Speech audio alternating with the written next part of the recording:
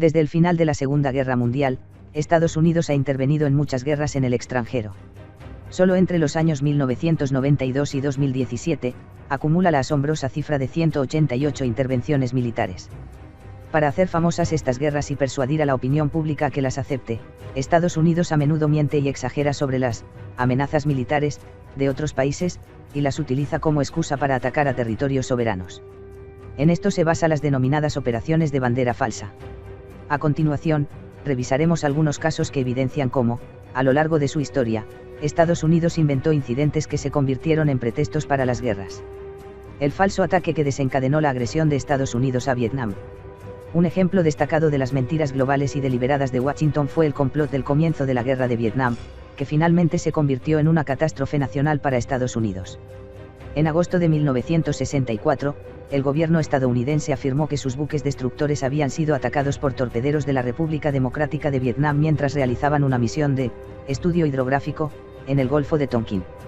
Esto condujo a la plena participación militar de Estados Unidos en la Guerra de Vietnam. Muchas décadas después de haber perdido el conflicto, en 2005, la Agencia de Seguridad Nacional de Estados Unidos publicó un informe en el que admitía que había una alta probabilidad de que no hubiera buques de guerra de Vietnam en las proximidades de los buques de guerra estadounidenses.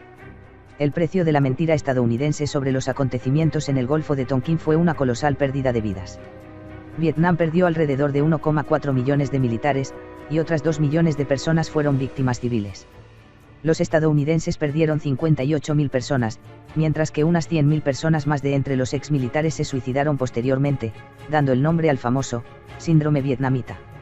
El caso de Nayirah y la Guerra del Golfo.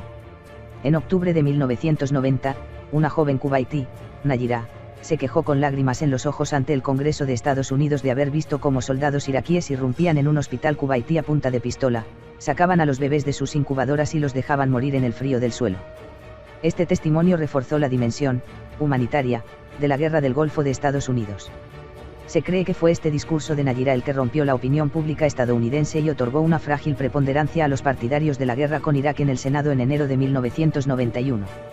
Solo después de la guerra se reveló que toda esta historia sobre los bebés que morían en el suelo era una ficción orquestada por la empresa de marketing político Hill & Knowlton y que la joven testigo, hija del ex embajador de Kuwait en Estados Unidos, nunca estuvo en tal hospital. Las mentiras de Powell sobre Irak en la ONU. En septiembre de 2002, un informe de los periodistas Michael Gordon y Judith Miller afirmó que Irak estaba tratando de adquirir armas nucleares, mediante la compra de tubos de aluminio para centrifugadoras de enriquecimiento de uranio. Este artículo fue citado por varios altos funcionarios de la administración Bush. El ex vicepresidente de Estados Unidos, Dick Cheney, el secretario de Estado, Colin Powell y otros utilizaron el tubo de aluminio mencionado en el informe para exagerar la amenaza de las armas nucleares y transmitir al mundo exterior que Estados Unidos debe tomar medidas inmediatas. Medio año después, en marzo de 2003, Estados Unidos lanzó unilateralmente la guerra de Irak con el argumento de que Irak poseía armas de destrucción masiva y otras razones. El 5 de febrero de 2003, un mes antes de la invasión, Colin Powell habló en el Consejo de Seguridad de la ONU justificando la necesidad de iniciar una nueva guerra contra Irak. En su discurso, Powell sacó un tubo de ensayo de sustancias desconocidas, como evidencia, acusando a las armas bioquímicas de Irak de causar enormes daños. Hasta el final de la guerra de Irak, Estados Unidos no encontró las llamadas armas de destrucción masiva. En 2020, el entonces presidente Donald Trump expuso la gran mentira. Acusó a Powell en las redes sociales de ser un hombre muy terco que arrastró a Estados Unidos a una desastrosa guerra en Oriente Medio. No dijo Powell que Irak tiene armas de destrucción masiva. Resultó que Irak no las tenía, pero lanzamos la guerra. Irán es una amenaza nuclear. Estados Unidos trató de engañar al mundo entero con sus declaraciones sobre la amenaza nuclear de Irán. En 2018, el expresidente Trump anunció su retiro del acuerdo nuclear con Irán, más precisamente, del Plan de Acción Integral Conjunto, POA, por sus siglas en inglés, para resolver el problema del programa nuclear de Irán. También dijo que firmaría de inmediato un documento sobre sanciones del más alto nivel contra Irán y se refirió al país como el principal patrocinador del terrorismo internacional. Tenemos pruebas de que el abandono del programa de armas nucleares por parte del régimen iraní fue falso, dijo el presidente estadounidense. Solo hay una potencia nuclear en Oriente Medio, y se trata de Israel, que no está sujeto a ningún control ya que no se adhiere al Tratado de No Proliferación, al que sí se suscribió Irán. En medio de secretismos, se estima que la entidad sionista tiene un arsenal de 75 a 400 ojivas nucleares, más plutonio suficiente para construir cientos más. Israel también produce tritio, un gas radiactivo con el que fabrica armas nucleares de nueva generación. La decisión de Trump de retirarse del GPOA fue ilegal, ilegítima y socavó el sistema de acuerdos internacionales. Eso y el posterior asesinato del general Soleimani ordenado por él mismo estuvieron a punto de abrir el camino a la guerra. El exsecretario de Estado, Mike Pompeo, y especialmente el ex asistente de Seguridad Nacional de Trump, John Bolton, fueron partidarios de enfoques radicales hacia Irán. Teherán respondió al asesinato de Soleimani no aceptando más los límites para el enriquecimiento de uranio previstos por el acuerdo firmado en 2015 los 5 miembros permanentes del Consejo de Seguridad de la ONU, Estados Unidos, Francia, Reino Unido, Rusia, China, más Alemania.